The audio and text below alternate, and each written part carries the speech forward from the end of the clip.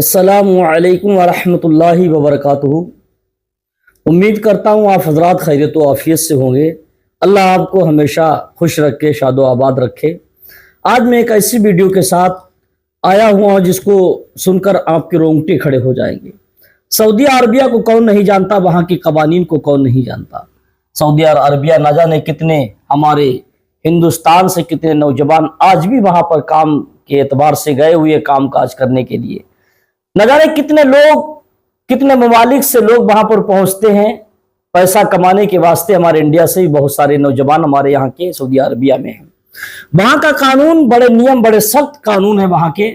وہاں انسانوں پر کبھی ظلم نہیں کیا جاتا ہے، انسانوں کو کوئی دھرم مذہب کے نام سے نہیں ستایا جاتا، بلکہ وہاں صرف انسان سے کام لیا جاتا ہے، وہاں انسان کی ایمانداری دیکھی جاتی ہے۔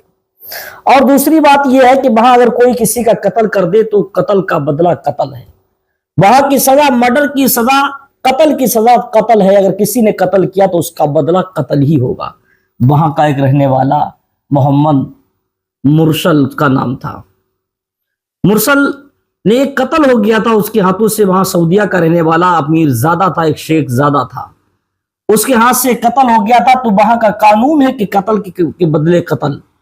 اگر مقتول پر قتل ثابت ہو گیا، جس نے مرڈر کیا وہ سرکار کی وہاں نظر میں قاتل ثابت ہو گیا وہاں کی عدالت میں، تو اب اس کا قتل ہونا لازمی ہو جائے گا۔ اپنے گھر کا امیر زادہ تھا، قتل ہو گیا، ثابت بھی ہو گیا، ثبوت بھی ہو گئے۔ 1 سال کے بعد اس کی گردن کاٹنے کا حکم تھا، وہاں گردن کاٹی جاتی، قتل گردن کاٹ کے اس کا قتل کیا جاتا ہے۔ بعد اس کے گھر والوں نے مقتول کے گھر والوں سے بڑی معافی تلافی کی کہ مجھے معاف کر دو، مجھے معاف کر دو، بڑی معافی مانگی، مگر اس کو معاف نہیں کیا گیا۔ 1 سال معافی مانگتے ہو گئے، اور معافی مانگنے کا انداز اپنا اپنا ہوتا ہے۔ کوئی کسی انداز میں معافی مانگتا ہے، کوئی کسی انداز میں معافی مانگتا ہے۔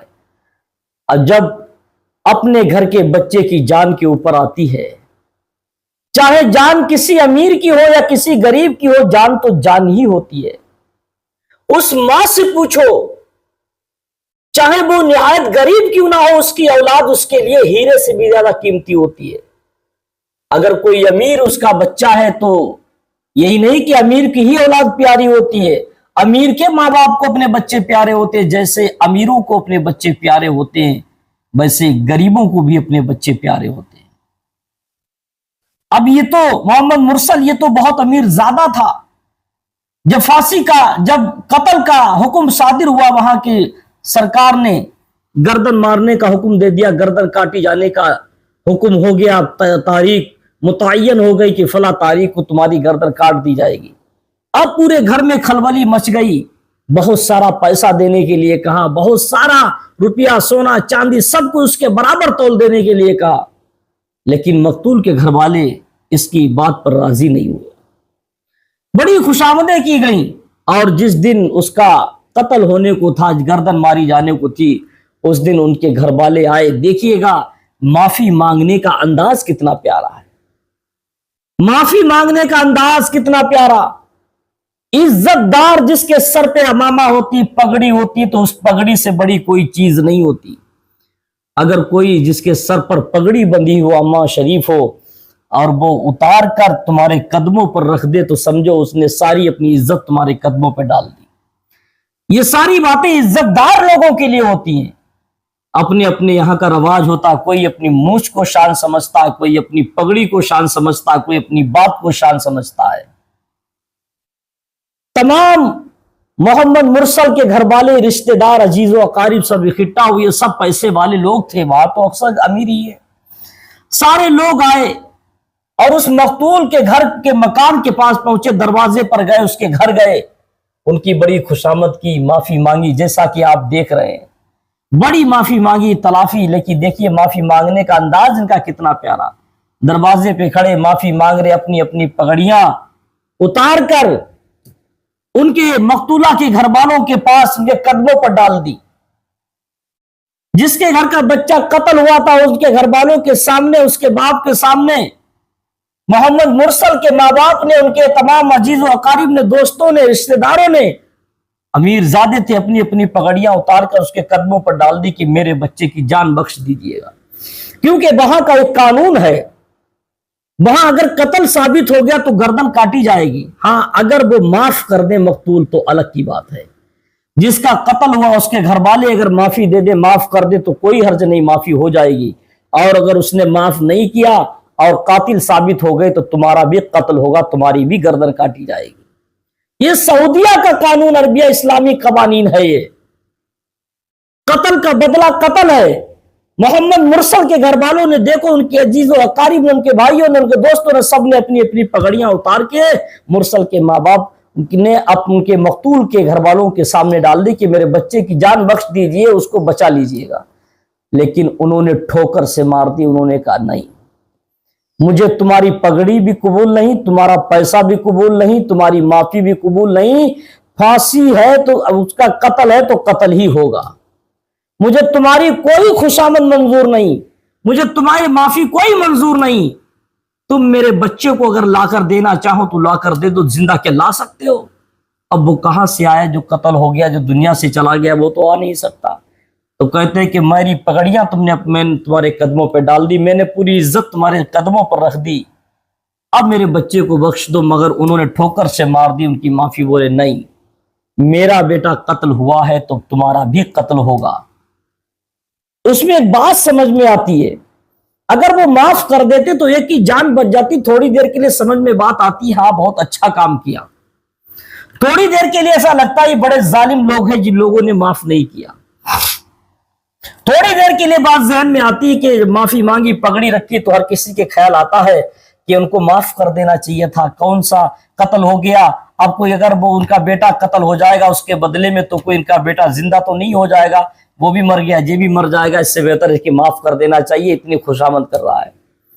تھوڑی دیر کے لیے بات ذہن میں آتی کہ ان کو معاف کر دینا چاہیے، جنہوں نے معاف نہیں کیا یہ بڑے ظالم ہیں، لیکن ایک بات تھوڑا گہرائی سے آپ لوگ سنیے اور اس کو سمجھیے گا، تھوڑا گہرائی سے دماغ پہ زور لگائیے، دیکھیے گا، اگر وہ لوگ معاف کر دیتے اپنے بیٹے کا قتل، اگر وہ معاف کر دیتے تو ایک سعودیہ کا رواج بن جاتا، ہر امیر شیخ غریب کو قتل کر دیتا اور پیسے لے کر اسے معافی مانگ لیتا، ہر کوئی پھر قتل کر دیتا، ہر امیر آدمی غریب کا قتل کر دیتا، قتل کرنا وہاں ایک عام رواج بن جاتا، قتل کرنے کے بعد اس سے معافی مانگ لی جاتی۔ اگر وہ پیسے سونا چاندی کی لالچ میں آ کر ان کو معاف کر دیتے تو ہر شیخ امیر آدمی اکثر و بیشتر بعض لوگ قتل کر دیتے، اور قتل کرنے کے بعد پیسے سے اس کو خرید لیتے اور معافی لے لیتے، ایک نظام بن جاتا ہے، ایک نیم قانون بن جاتا ہے، لوگ ضرورت کا فائدہ اٹھانے لگتے، مجبوری کا فائدہ اٹھاتے۔ اگر انہوں نے معاف نہیں کیا، حالانکہ اس کے قتل کے بدلے میں سونا دینا چاہے، چاندی دینا چاہے، پگڑیاں رکھ دی، انہوں نے سونے کو بھی ٹھوکر سے مار دیا، چاندی کو بھی مار دیا، پیسے سے مار دیا، پگڑیوں کو مار دیا، بولے ہمیں تمہاری کوئی خوشامد منظور نہیں، ہمیں تو بدلہ چاہیے۔ تو انہیں بدلہ مل گیا، تو اس سے آج خوف تو ہے، کوئی امیر غریب کا قتل مرڈر نہیں کر سکتا، کیونکہ اسے پتا اگر میں مرڈر کروں گا تو میرا بھی یہاں مرڈر ہو جائے گا۔ اگر وہ پیسہ لے کر ان کی خوشامد کو مان لیتے، پیسہ لے کر اس کو معاف کر دیتے، ان کی پگڑیاں دیکھ کر معاف کر دیتے، تو ہر کوئی قتل کر دیتا، اس کے بعد پگڑی رکھ دیتا معافی کے لیے، پیسہ رکھ دیتا معافی کے لیے، سونا چاندی رکھ دیتا معافی کے لیے، معافی مل جاتی، ایک عام رواج بن جاتا۔ انہوں نے ٹھیک کیا، لیکن تھوڑی دیر کے لیے ایسا لگتا ہے کہ انہوں نے غلط کیا، بڑے ظالم لوگ ہیں، معاف کر دینا چاہیے تھا۔ یہاں پر ایک اس لڑکے کی بات نہیں تھی، پھر نہ جانے کتنے لڑکوں کا قتل ہونا شروع ہو جاتا، ہر امیر آدمی پھر غریب کا وقار ہی ختم ہو، جسے چاہے قتل کر دیتا، اس کے بعد معافی تلافی ہو جاتی، سونا چاندی دے دیا جاتا، بس بات ختم ہو جاتی۔